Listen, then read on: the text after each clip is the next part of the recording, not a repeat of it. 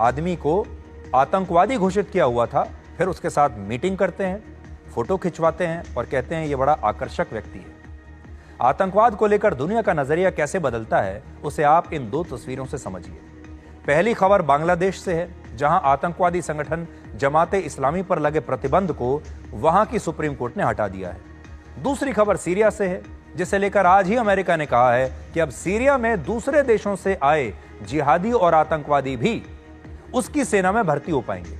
और यह जानकारी व्हाइट हाउस ने खुद दी है। और अब लोग पूछ रहे हैं कि अगर जिहादी सेना में भर्ती होने लगे, अगर ये सारे जिहादी अमेरिका की सेना में भर्ती हो जाएंगे तो सेना, सरकार और आतंकवाद में क्या फर्क होगा?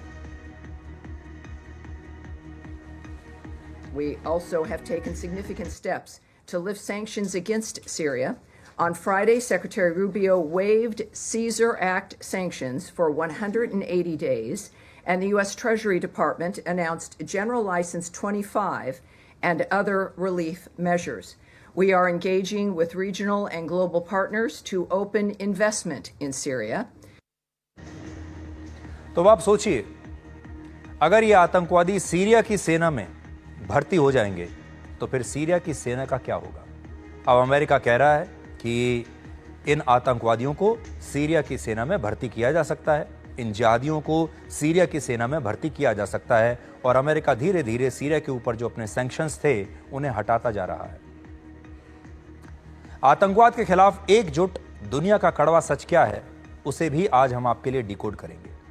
फिलिस्तीन में हमास एक आतंकवादी संगठन है, लेकिन बहुत सारे देश अब भी हमास को एक राजनीतिक पार्टी मानते हैं, जिसने वर्ष 2005 में फिलिस्तीन में स्थानीय चुनाव लड़ा था। इसी तरह आतंकवादी संगठन हिजबुल्लाह लेबनान की सरकार में शामिल है, जबकि अमेरिका ने हिजबुल्लाह को एक आतंकवादी संगठन घोषित किया हुआ है। उत्तरी यमन में हूती की सरकार है, लेकिन यह भी असल में एक आतंकवादी संगठन है।